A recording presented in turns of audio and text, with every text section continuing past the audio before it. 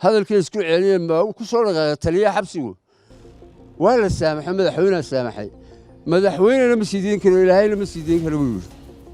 واحد رلالية تلفون كسر ضيع لكن حالة أنا يقول عليه ومتعدي يدل من التاريخ ده يعني آد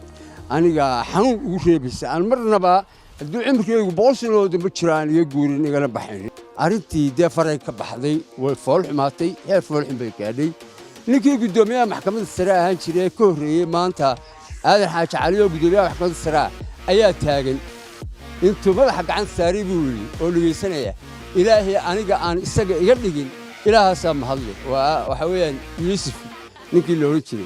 إله أن استجا ما تيقدقين أيام هذا وايسون بعدين اللي يجيلها. waxaan leeyahay muwaadinka reer Soomaaliland ee tacadiga iyo dhibaatada faraha badan lagu sameeyay xukuumadda Soomaaliland waxa leeyahay waxa ka qabato ninkii haystay xabsiga anaa ku leeyna mari markaan sidin dhiiga ku cido kale uu qarxi doona ina mari bixino kale baa leeyahay taliye ina mari 18 baa dib leeyay haystay aniga xaaladda caafimaad waa isla markaa wadnaha igu markaa waxa uu shaqeynaya 29 subaxa halkii waan ku dhacay waa la iga qaaday madaxweyne wuxuu ku ducaynaya waa waajib inaan ku duceeyo adna noo duceysaa ummadda u duceysaa dalka u duceysaa dadka u duceysaa madaxweyne wax badan baa dhacay oo aadan ogeyn tacaddi baa dhacay oo dulmo baa dhacay magacaygu waa jaamac ibraahim caalin waxaan ahay muwaadin u dhashay reer Soomaaliland oo tan ku dhashay oo tan aynu maanta joogaan ka hadlayna Hargeysa ku dhashay waliba waxaan maanta anigu ugu talagalay in aan bulshadeeda la wadaago ila wadaagaan dhibaato iyo tacaddi iyo dulmi sida xaqiiqada aqaawanaana aan suurtagalna ahayn maanta reer Soomaaliland inay isku samayso oo uu reer ka mid sameeyo isagoo waliba ku dhiiranayay reer hebel baa taan reer hebel baan ahay waxaa dhacday anigu magaalada Berberaayaan deganaa reer Berberaan ahaa qof dumar ayaan xiriir ganacsi yani waxbaan kala qaadan jiray macaamil baan naga dhaxeeyay waxaan doonaa adduunka ka sii qaadan jiray waxaan sidaan doonaan u kala qaadan jiray ceeb iyo dhibaato la'aan ayaan naga dhaxayn jirtay waxaa dhacday adigu cal qofkii qof dumar ahayd in aakhir markii dambe nin ay iyadu kullay danaynayso anigana si fool xun ii arkay ama qalad ii arkay xiriirkayga ama wax kala qaadashadeedu inuu meesha soo dhaxgalay hadduu soo dhaxgalayna gabadhii uu si kale wax ugu dhigay waanu yidhi ninkani waa nuursan geliya anigaa lacagta ka qaadanaya adigu waxaad ii tidhahdaa lacag baan ku leeyahay ninkan way u dhacday tabtii bay u dhacday waxay dhacday in uu yidhi waa nin habaryoosha isagu waan reer Xuseena ina cadadel baa leeyahay inuu yiri waxaan oranayaa bastoolad buu ila baxay shaqaale maxkamadeedna waan ahay adigu marxaatiga ii fur way dhacday inay tiina marxaatiga ugu furtay oo ay tiri bastoolad buu ugu baxay jaamac ina cali dalal waanu dilayay tiina in kiiskeedii saldhiga la geeyay xeer ilaalintii la geeyay meel kasta la geeyay anigu ishaan keegaya inta adigu waxaa dhacday hadalka inaan soo kooban jeclahay inuu farbatamo wanaagsana adigu cala kula xal arrinkii nooca ahaa aniga in lagu heshiiyey lana dhamaystay laguna dhamaystay la isku raacay labadii qof in ay aniga la igu eedeeyo nin dhacay oo $5,000 kule inaan ahay la iguna xilo anigu 5 sanadood oo wax yar la habeenala xabsi ayaan ku jiray maxkamad aanoon arag saldhig anigoon arag aniga oo si toos ah la igu bareeray oo aan maxkamaddii anigu gudoomiye gobol baa warqadda lagu hayay xabsiga lagu hayay ee markii aan wadna xanuun ugu dhacay xaaladdeeda waqti gaadhay waxaas waa wadna xanuunka aniga yani jirkayga 34 ayay shaqada jirkaygu wadna ay gaadhay cistaan la geeyaa la diiday يعني واحد يديده إن الاختيار ليجيو إن واحد يجا قبته إن محكمة ليجيو إن ده واحد يجوا يشتغل يشيرو من اللي يمشيين ما يلعن إنتاس بنبى حبسي هيستي يسقوا قريبون كأحد ديال كيجا وأنا اللي يقانو قاشلا سر قاشلا لحوم لها إن علم التاير بالي هذا waagi baryaba wuxuu yidhahdaa adigoo reer hebel ah adigoo horsangeliyo kuwiina leen jiray miyaadan hayn af soomaali noocaasa oo nasiib darro oo iminka dee mas-uuliyaddu laakiin iyo derajadu ummaddaa leh ma aha miduu reer leeyahay qololan leedahay umana arka anigu saaq iyo daarood iyo sabaroon iyo maxay iyo anigu ummad midaysan oo walaalo of blade yacni ku wada fadhida sali baan ku arkaa laakiin xaaladda aniga igu dhacday waa mid tacaddi iyo dulmi taariikhda yacni aad iyo aad aniga xanuun ugu reebaysa aan marnaba hadduu cimrigaygu 100 sanoo dambe jiraan iyo guurin igala baxaynin cadaalad la'aan maxkamad aana arag maxkamad 5 sannadood oo habeenle markaan joogay xabsigii nin baa qabsaday cusub kii baa meesha ka baxay ma haynayaba weli anigu ninkan aan intaana maxkamad arag ee saldhig arag ee intaa xabsi ku jira ee wadnihiisa caan ka yahay ee dhakhtar loo diiday kaxaysa ninkii meesha haystay anigu ma haynayo kaamana qabanayo waxay ku soo ururtay in ilaa iyo adigu maxkamadda tago kii aniga waarankiisa lagu hayo ku magacaaban gudoomiye gobol in la waayo meesha uu ka baxo ninkan dambe ee meesha tirsaday inuu rafcaan u tago gudoomiye rafcaan inuu yidhahdo ninkan aniga hala dhaafiyo arrinkii waa la isku xiro dee kulada hadday meel wada joogto oo isku shaqo yihiin kolley way isku xidhan yihiin kolley uurkii iyo afkaba dee way ku wada socdaan waayo waxaa la yidhi dee bal maanta adigaa meesha joogo dee ninkan xaaladiisa dee aday kuu taallaa gudoomiye rafcaanow gudoomiye rafcaan wuu u yeedhay 19 bishii koowaad kowdeedii ayuu igeeyey maxkamaddii ninkii xabsiga haystay geeyey wuxuu horgeeyey gudoomiyihii rafcaanka ayuu horgeeyey maxkamaddii fadhiya gudoomiyihii rafcaanka wuxuu yidhi jaaco waxa lagu haysta ma garanaysaa waxaan ku yidhi maya ma garanayo muddada intaa leegaan xidhnahay wax la haysta ma garanayee dee waa lay sheegi doonaa maxkamadda ay sheegi doontaa maba ogid ma ogi dee anigu dil baan u haystaa lee haysto ama argaxiso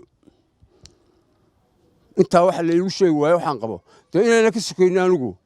dee ma qabo wax ka yarna yihiin cala itaxaal waxaa dhacday inuu yidhi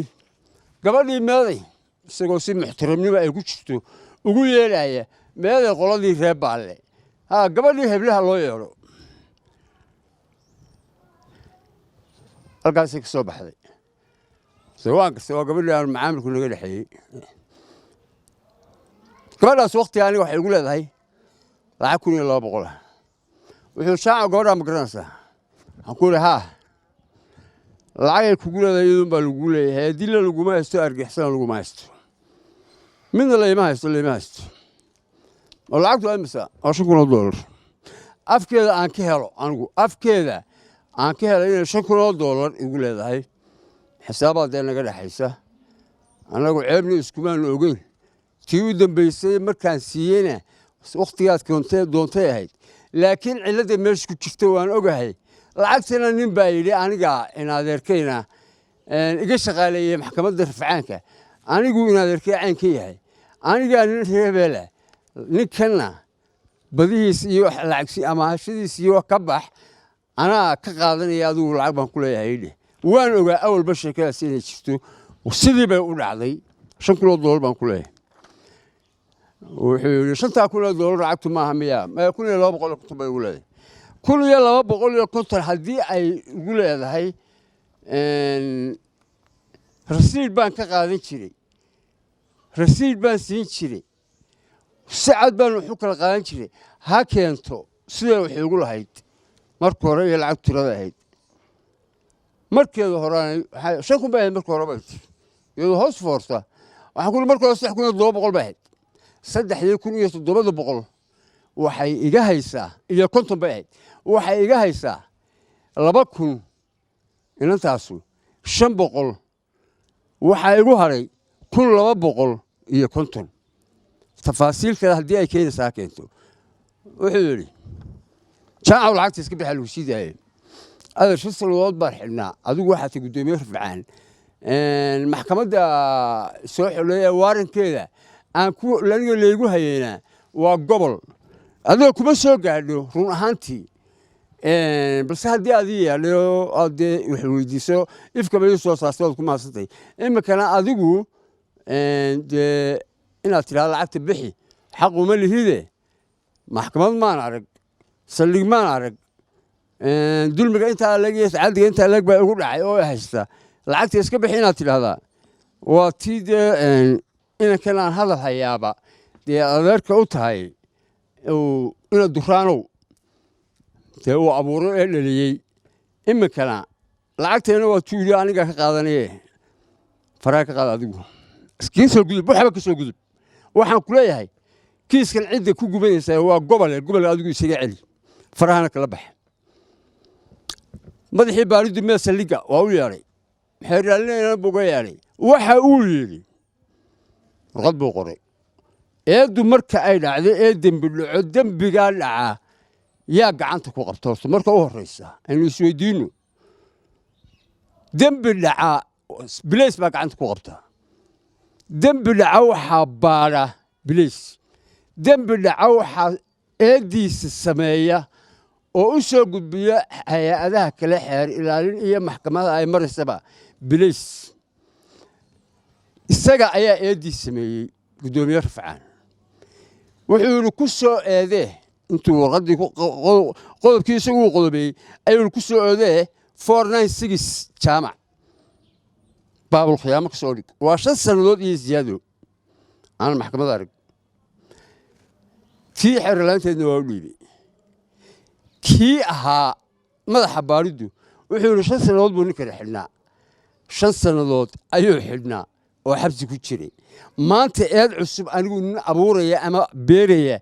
ma ihi ninka gobolka haysta ayaana xidhay marka aniga taa haya odhanin waxaan xaq u leeyahay cidna amaahin maayo arrinkii si kastaba ha noqdo sodolmaa wuxuu yidhi saldhiggaad joogaysaa 30 maalmood baan daaradda saldhigga meelahaas ka joogay intii baaba dhakhtar uun iigu iman jiray meesha oo adigu dawooyin aan yara heli jiray subaxii 31 baa la iga yeelay meel maxkamaddii gobolka meel ka mid ah xafiis ka mid ah garsooraa fadhiya jajabanina ceeraayi wax la odhan jiray mooji ayaa ii yeelay wuxuu yidhi jaamac markaan saa u gulay istaagay jaamac maxkamaddu waxay ku xukuntay 5,000 iyo $100 adigu tiraayihiinba maxkamaddu ku xukuntay iyo 6 bilood oo xaliga 5 sannadoodna waan xidhnay haddii ogaada oo ummaddu ha ogaato waan joogayoo markaa jeelba kuma jire saldhiggii iyo maxkamaddu dee waa intay yihiin malaa waa ku dallaabo la iigama yeedhin marka la leeyahay dembi baa la qaadayaa oo dood baa soconaysa oo maxkamad baa kiis qaadaysa oo maxkamaddani dee ummad bay kala saaraysaa dee maxkamaddu waxaa la sameeyaa labada qof haddii wax isla ogol yihiin dee waxay isla ogol yihiin waaba caddaan oo dee aniguna waxaan haystaa waxaan ku leeyahay caddeemaa la hayaa lamaba hayo markhaatiyaa lagu kala baxaa waayahay xaggaan ku maqnaa waa aniga halkaa joogeen waxaanu markhaatiyaanu dhegeysanay haye markhaatiyaad dhegeystaa oo anigu miyaanan goobjoogayn miyaanan joogin xaggaan ku maqnaa sooniyan saldhiggan jooga ma aha waxa weeyaan ayaan dirooyinkeenna sibdirooyinka dalka yaalla sababtaa oo dhan waxaa koosgaraynaya oo waxaa oo qaawanaana oo dhan lagula dhaqaaqay lagula dhaqmayaa qabiil awgii iyo qoys awgii sababtoo ah xukuumad ma aha qoys ku amarku taaglaynayo le aniga halkan yani aad ii tahay waxaan doonaan kaa yeeli karaa anay igu dhacday waanay dhacday qofka isla may dhicinow anay igu dhacday reernimaana iigu dhacday reerna way igaga timid reernimana waa igu dhacday mujtamac dhan arrin uu ka heshiisaya oo ka wada socdo oo reer hebel la yidhaahdaa maya laakiin waa waxa jira cadaaladda berbere lagu sheegana berberena yani iyadoo waa taa aabbaha u ahayd 3 maxkamadood ka jiraaba ay dulmiga iyo qaawanaanta intaa iga galeen waxaan ku yidhi waa rafcaan baan qaatay rafcaanka waxaa haysta ina duraankii waxaan sameeyey subaxii baa rafcaankii aan tii rafcaanka la soo galay nin jimcaale la yidhaahdo oo reer gabiley ah ayaa jooga wuxuu yidhi jaacow rafcaankaaga kala bixin maynee iska nasiibsa hargeysa wuu qoslayaa waayo baan ku odhi amba waan sii ogaa waayo muuse cali faruur walba askii soo qabtay iyo haddana xagan ka wareegay ee OB-ga fadhiyey ee haddana xagan ka wareegay maxkamadiiba fadhiyey ee haddana xagan ka wareegay guddoomiyihii ahaa ee xukumay waxbuu halgabay buu mariyey halkaa waaba sidiiba rafcaankii baan soo qaatay adigu xabsigii baa laygu celiyey 6 bilood bay yacni markaa magacaabeen ninkii xabsiga haystay wuu ila kifaaxay uu dadaalay isoo qaad nafteeda si loo badbaadiyo wadnahayga kasalka ah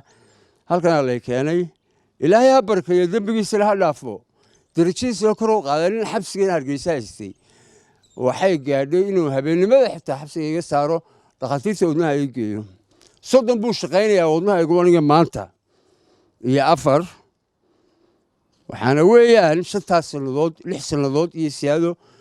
waxaan la tegey arsaba waxaan la tegey jabuuti waxaan la tegey xamar meel walba waxaa leeyahay inaad qasho oo dibadaha u baxdo weeyaan iyo lacagta ku baxayso oo $20,000 ah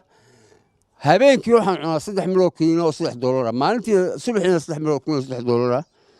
waqtiga intaa leegna taas ay igu soconaysay naftaydii iyo maalkaygii iyo waqtigaygii iyo wixiina way baabeen gabi ahaanbana naagtan loo rixinayo ee la garab yaacayaan anigu waxba ka doonayaa iyo cidda qoyskeeda iyo reerkeeda iyo ehelkeeda iyo ciddii yacni iyadu dee sacabka u tumaysaba mana dhacayso marnaba hadday igu qaadanayso muddo kasta in aan ka hadho oo aan shaqo kala qabsado anigoo cadaaladda hela mooyaane ma leh hadday maal tahay hadday waqti tahay hadday ii baaqaya ma jiro caafimaad tahay wixii baaqaya ma jiro waxaan se u sheegayaa oo taa igaga sii daran laysoo gudbi halkan markii la keenaa dhakhtarka halkan taliyaha xabsigu wax 4 bilood buu la kifaaxay kadib baa rafcaankaygina la xiree oo de maxkamadda sare lagu xiree anigu waxaan biliifsanahay oo aaminsanahay cadaaladda inta kale ha iska luusanaato oo dee bal ha iska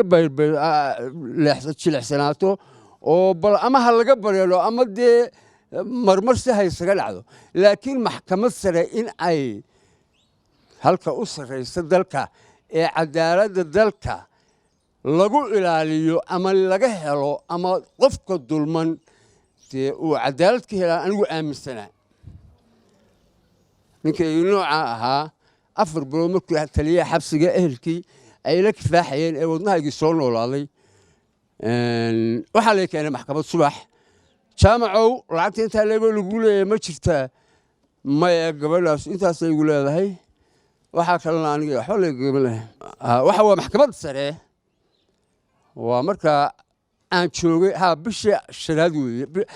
markaa 2 bilood joogay maya waa bishii 4aad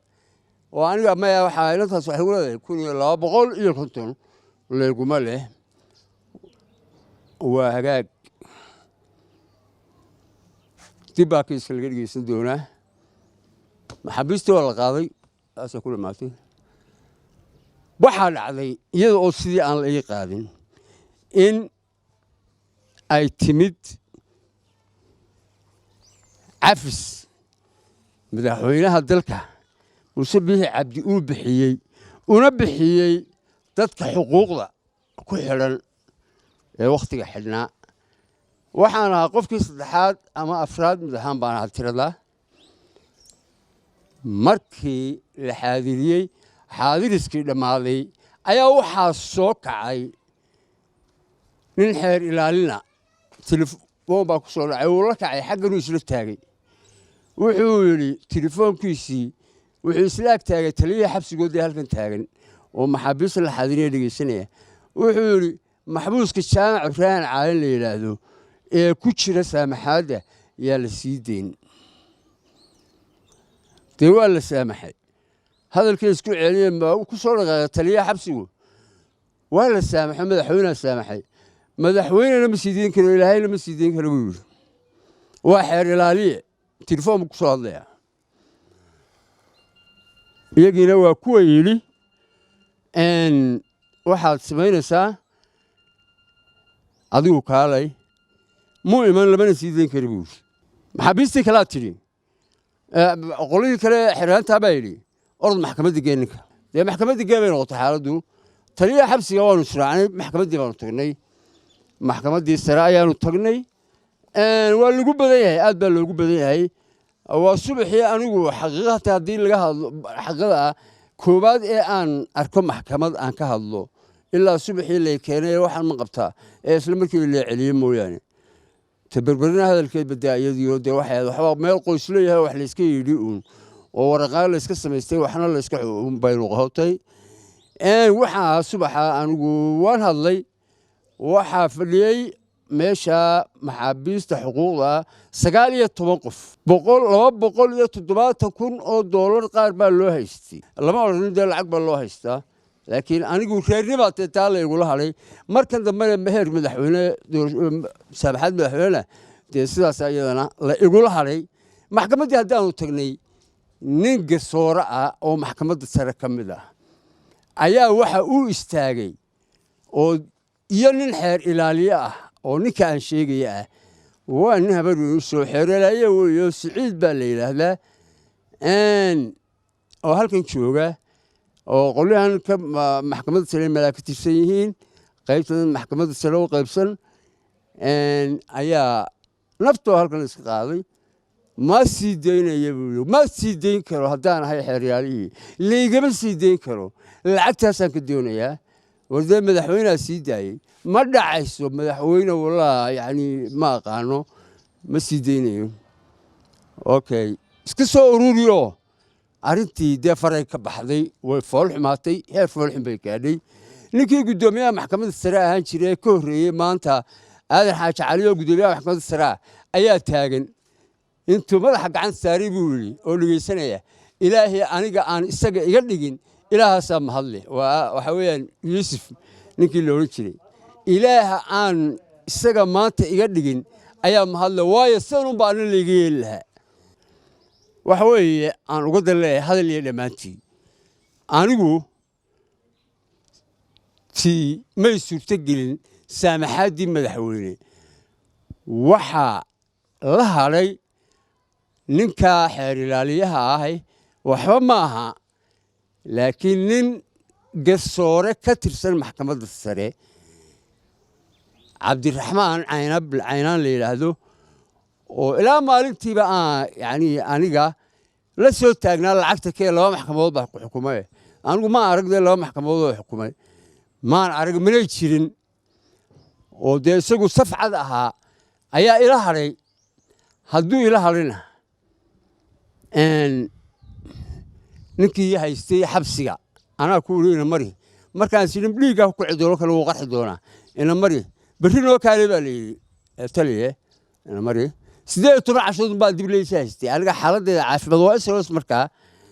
wadnahaygu markaa waxa uu shaqeynayaa 29 subaxa halkii waan ku dhacay waa la iga qaaday baad qof bini aadam oo wadnihiisu 29 shaqeynayo ama markii uu ladnaaday baa uu shaqeynayaa 34 uu shaqeynayo bal hadda ka warramaa qof walba bal hadda ka warran wadnahaygii waa ka halkaa maxaa ku yaala 34 shaqadiisu wadnahaygii waa 34 ka halkiina waan ku dhacay waa laga qaaday waxay timid naftayda in badbaadadeeda ay 4 oday oo qabiilka ah ay yiraahdaan haddaba ninkan meesha uu ku dhimanayaa mar haddii sida la isugu qaayo ilaa heer madaxweyne lagala hadho reernimo loola hadho waliba xeer ilaaliye la hadhay qaar naaga ka dhalatay anaga la hadnay oo awrkuba cad yahay aynu horta meesha ka dambeeyno damaanad bay ugu saareen ma ahayn inay damaanad ugu saaraan runtii may ahayn xaq waxaan u leeyahay laakiin madaxweyne saamaxaye inay wax la qaybsadaan bay ahayd adigu dhacday damaanaddii waan ku baxay intii wadnahaygii anigu ayaan waxaan galay nafteydii iyo caafimaadkii iyo xaaladdeydii inaan arastooba la tago jabuuti la tago ilaa xamar iyo tukrax meeshooda la tago maanta wuxuu shaqaynayaa 41 waa alxamdulillahi rabbilcaalamiin intaan hadlayaa maanta ismaalaha intaa in laga hadlaysaa ka kaale wixii oo dhan bulshada waxaan u sheegayaa ummadda waxaan u sheegayaa waxaaba wax ka daran baa haddaba yimid ninkii garsooraha ahaa ee maxkamadda sare ka tirsanaa wuu ii yeedhay aniga maalin walba wuu ii yeedhi jiray lacagtii keen ninka lacag baa laga doonayaa 2 maxkamadood baa xukumay isagunbaa soo muray iyo xeeryaalayahanoo dee isku xiriirsan markii beri dhowto wuu ii yeedhay imika waa 4 bilood ka hor wuu ii yeedhay wuxuu yidhi nin xeeryaalayaaba anagu kuma doonayna nin xeer ilaaliyaa ayaa naftii loo keenay oo ku haystaa maxaa bini aadamkii kale ee dee xuquuqda lagu lahaa taa qalaqal ka saaran loo hada qaado waaye waxaan ku uli bal berri aanu isu nimaadno waxaan u tegey niman adigu aanu asxaab nahay oo dhakhaatiira iyo ganacsataba leh arrinkii baan uga sheekeeyey waxaa la yidhi jaacow anagaa kuu sheegaya haddaba go'aanka sow intaa maad xidhnayn haa xaaladaada caafimaad maalintii lagu xidhay sow 100% ma ahayn haa xanuun miyaa wadnahaaga miyaad ku haysay maya miyuu lahaa maya soomayn kumaynaan ogeynoo kumaanaan oqonin haa maantana inaad ku dhimato mooyaane cadaalad heli maysid $5,000 bixi iyo wax dheerba lacagtaa iyo wax dheerba bixi annagaana bixinayna weliba oo haddaan hebel hay anigaa bixinaya faraha ka qaad xaaladaada caafimaadoo qura awgeed ayaanu la dabaalaynaa oo aanu isleenahay ha badbaado oo si aad u badbaado ayaanu bixinaynaa hadalna naguma soo celin kartid imikana inamariga meeshaadaan ku geynaya oo la soo qaado horeelkii qolkaygii baa lee geeyey salaaddii baa lee yimid inamari way soo raacnay waan afduubnahay saaxiibadaan afduubnahay wuxuu yidhi anigaa ka dambayna lacagtina waa bixis lacagtina waan bixinaynaa anaa ka dambaynaa arrintii ii cuntaba weydi uu yidhi anaa bixinaynaa way ii cuntaba weydi wax ii cuntamayana ma aha inuu xoog uu isagu leeyahay iyo awood ay garsoorahan iyo xeer ilaaliyahani leeyihiin ay wax igaga qaadaan oo tii qabiilka xambaarsan oo sharciga lagu tunto oo yacni qabiilnimo awgeed u la yidhaahdo ku fuli ayay ku soo ururtay tiina geeri baan ka xigaa anigu mana bixinaayo saaxiibkiina lacagtiisii wuu ii keenay gacanta iga soo geliyay ilaa imikana waan hayaa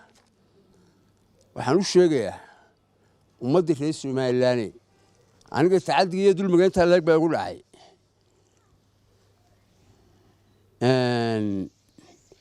mas-uuliyiinta waddanka dalka waxaan leeyahay bal hoos ha loo eego oo bal waxa dulmi dhacaya iyo siduu u dhacayo iyo siduu yahay bal intaad qaban kartaan ha laga qabto ilaahayna waa idinla xisaabtamayaa isaga ayaa subxaana wa tacaala berrita kan aad dembigan dhacayada warba u haynin aduunbaa mas-uul ah haddee warna uma haysid allahaagaad u socintay laakiin waxa dhacaya haddana maxaad u ogaan weydi xaaladdeeda caafimaadna aniga caynka ayay ku sugan tahay maanta awallo waxaan ahaa bini aadamka kuwa ugu caafimaad badan 4 ragcadood salaada ah taagni kuma wada tukan karo waa mamnuuc inaan taagni ku wada tukada waa mamnuuc waxaan leeyahay ilaahay subxaana wa tacaalaana caafimaad ii weydiiye oo bulsho yahay ilaahay baa caafimaad haya oo isiin kale horta xaaladdeeda caafimaad ii duceeya oo caafimaad ilaahay iigu duceeya dulmina haddii anigu wax dulmaayo oo naagtaa iyo dee dadka iswataay anigu aan wax dulmaayo war cadaalad miiska ha la keeno cadaalad wax la yidhaahdo inta miiska la keeno waxna ha laga caddaysto waxa la leeyahayna ha laga caddaysto sida loo yeeshana ha laga caddaysto laakiin anaa meesha le iyo qoys baan ahay reer meesha leh tayduunba anigu waan yeeriyaa uun qasamna ku keena qasamna ku bixi sida tan maantaba dee laleeyahay ee awalkiiba la yidhi dee ma kari karaya anigu nin yeeli karaya ama ka dhacayso ma ihi dee qaar badanna way iman doontaa berrita ka maalin dad fara badanna way la kulmi doontaa madaxweynaha sharafta leh ee ummadda reer somalilan madaxweyne horta waan kuu ducaynayaa waa waajib inaan kuu duceeya adnaad noo ducaysaa ummadda u ducaysaa dalka u ducaysaa dadka u ducaysaa madaxweyne wax badan baa dhacaya oo aadan ogeyn tacaddi baa dhacaya oo dulmi baa dhacaya khayr baa dhacaya oo barwaaqa dhacaysa madaxweyne waxaan odhan lahaa wasaaraddan iminka aan halkaa ka soo hadal qaaday bal hadda si gaara iyada fiiro gaara u yeelo bal hadda si gaara u eego waa halka bulshadu u jilicsan tahay waa halka dulmigu uu ka jiro ee u weyn ma iminka ma wada ceebeynaya wasaaradda xaasha maxkamadda sare ee dalka u sarreysa waa personal qof weeye qofka aniga qaawanaan igula dhaqmay waa hallin xeer ilaalin waa ninkaa qaawanaanta istaagay inaan sheego xaq baan u leeyahay inaan ka dacwoodo xaq baan u leeyahay inaan ummadda u sheego xaq baan u leeyahay laakiin maxkamadda inteeda kale wax dembi ah ka sheegan maayo rag badan weliba ammaanaya sharaf mudan oo ila ooye oo uurka igala ooye oo jira ayaa jira oo garsoorayaala uurka ka ooyaya wallaahi halcadiim way ii calaamadsan yihiin madaxweyne waxaan leeyahay bal si gaar ah allah kugu asturo xilkan culusaad hayso hawl kuguma yara meel walba adigu ma qaban kartid meel walba ma dabooli kartid balse ilaahay ha kugu asture bal madaxweyne hoos u egdee oo bal si gaar ah tan isha ugu hay oo ilaahay subxaanahu watacaala ka badbaadid maalinta qiyaame ee dhow in uu ku yidhaahdo dee adigu maxaa u dayacday way imanaysaa adigu ka dadaal laakiin way imanaysaa السلام عليكم ورحمة الله وبركاته والسلام يا أمد الرئيس سوماليلاند مدحوينها يا السلام يا أمد الرئيس سوماليلاند السلام يا دولة النمذجة السلام يا إلهي سبحانه وتعالى هنوعس الدولة يدلك بقى شرعي إيو دولة إيو والدولة دي خير ملء إساق ملء سمرون ملء خير اللي متشرو أنا جوان ليه إنك يد إساو عبرية تنا إيه دولة كنا إيه دلا كنا إيه علنا وحي كل عيابها كله كان عين كان وقال يدل مجا أنت اللي جوا السجا يعلنا السجا يدولنا السجا يوم بان لا يعي ننا وقت تجي ماي ننا يقول مقولون كريم مايو ننا يعني تدوري يجهل مايو السلام عليكم ورحمة الله وبركاته السلام عليكم ورحمة الله تعالى وبركاته ومد الرئيس سوماليلاند بaa salaamaya madaxweynaha aad baan u salaamaya waxaan ka hadlayaa muwaadinka cabanaya ee cabashada muujiyay ayaan ka hadlayaa waxaan leeyahay muwaadinka reer Soomaaliland ee tacadiga iyo dhibaatada faraha badan lagu sameeyay xukuumadda Soomaaliland waxa leeyahay waxa ka qabataan leeyahay hadalka ma sii badinayo waxa ka qabato dhibaatooyinka uu sheegayna waa dhibaatooyin jira weeye marka waxaan leeyahay ummadda Soomaaliland waxa weeyaan dulmi dad badan baa sameeya dadka dulmiga sameeyana oo fara ku tiris oo dadka Soomaaliland ee faraha badan bay kamid yihiin marka waxaan leeyahay madaxweynaha jamhuuriyadda Soomaaliland iyo xukuumadda waxaan leeyahay ku boorinaya waxa laga qabtanayo cadaalad darrada